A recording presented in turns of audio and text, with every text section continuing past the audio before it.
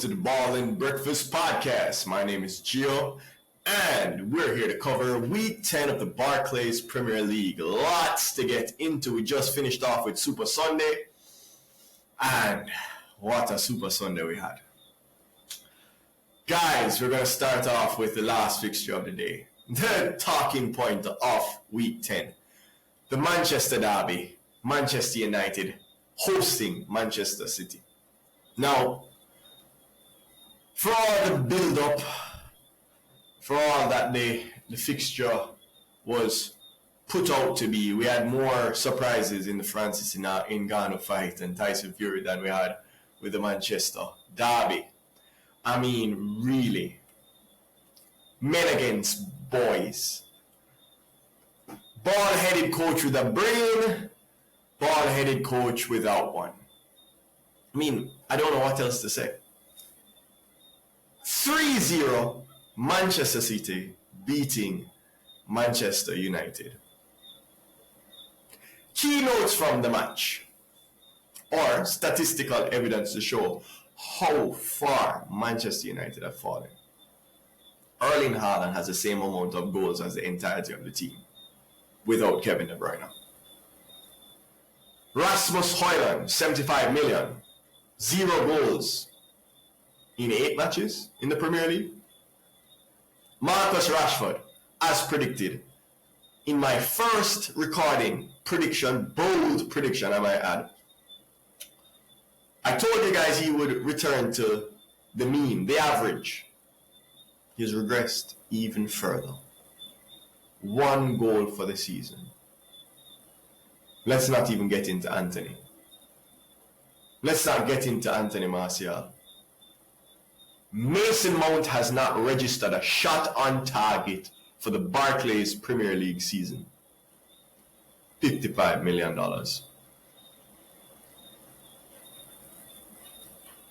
What did I tell you at the start of the season?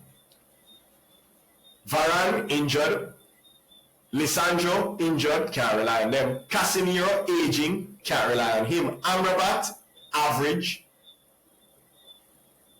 Eriksen aging. Mason Mount, below par. Rasmus Højlund, good talent, not $75 million worth of player. Horrible decision making from the scouts and ultimately from Erik ten Hag, because Mason Mount, Rasmus Højlund, Andre Hornana letting in everything. Mind you, he had a good game. I wouldn't even say he had a good game today. He made some stops that good keepers make those stops. I think he gets so much plaudits today as like man of the match for Man U. I saw some other podcasts with man of the match for Man U because he simply saved the ball this time. He didn't let it pass. Guy, 60 million. He's supposed to save the ball. And before anybody goes on, oh, the Glazers, oh, Arnold, oh, the front office, oh, the board. Anthony, Rasmus, Mason, Amrabat, Lisandro, Malacia, 6 players brought in. See, Casemiro came at the same time he got that Erik ten Hag came. They've spent money. This team has enough talent to challenge for top 4.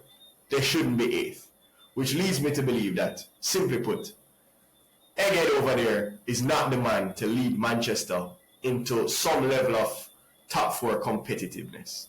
He had a one-season wonder just like Ole Gunnar Solskjaer. Just like any new big talent on the market. Which brings me to one other point with Manchester United. Now, saying that, I'm worried for Rasmus Højlund. Because usually, when you're not a part of the scouting report, when you're not something major, is when you get most of your one-season wonder plaudits. And the fact that he's got 8 games, no goals. Rasmus Højlund, 75 million.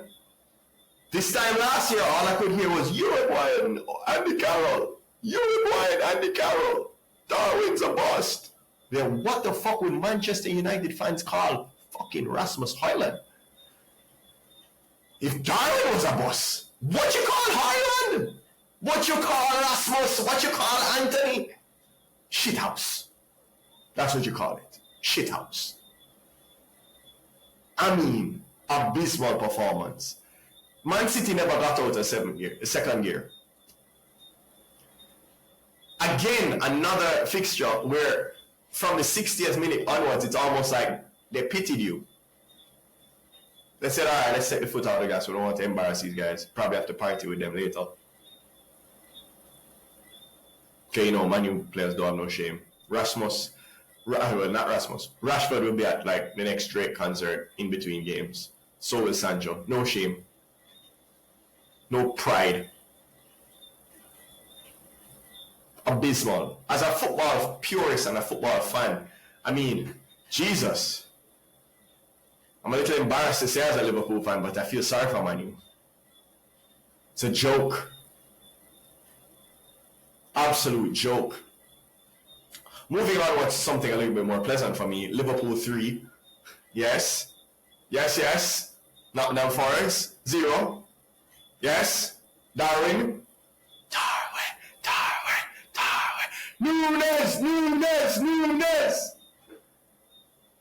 Diogo.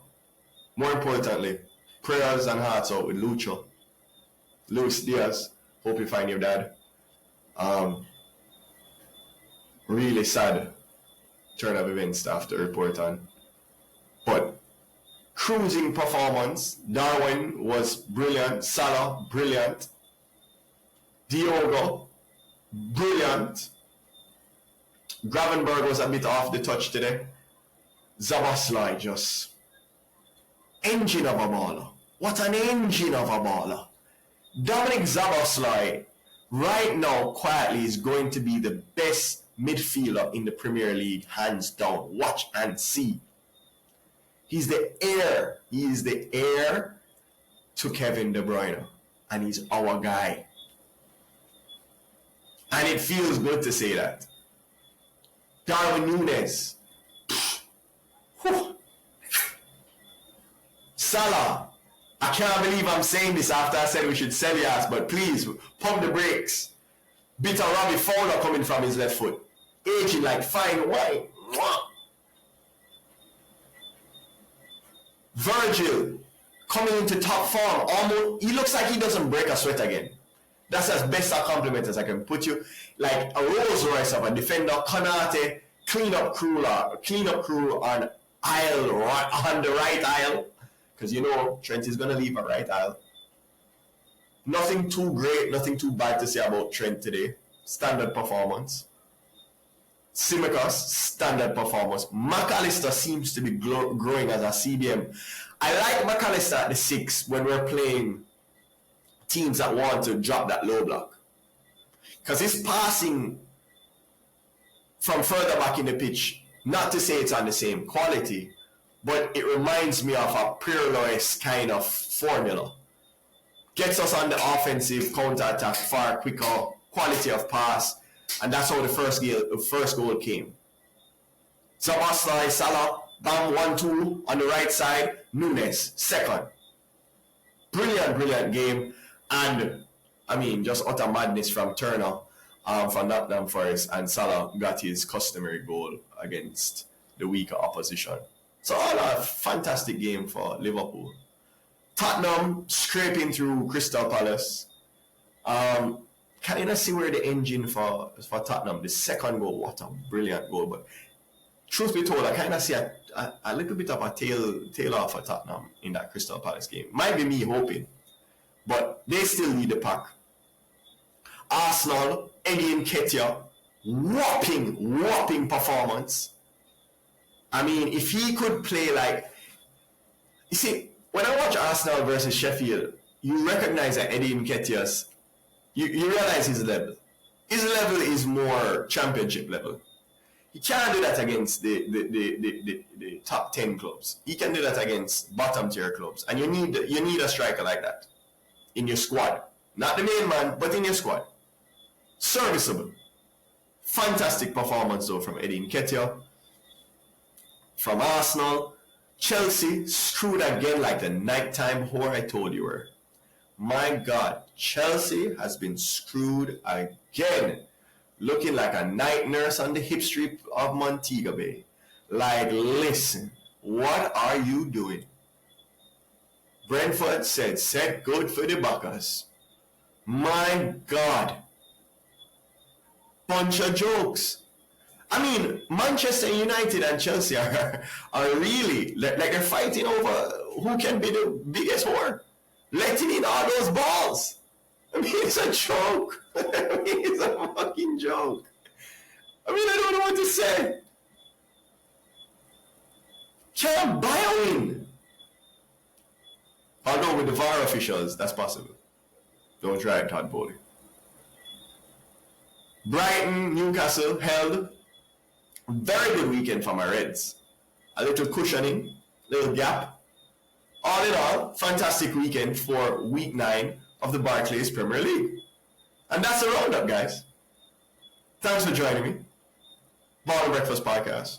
Over and out.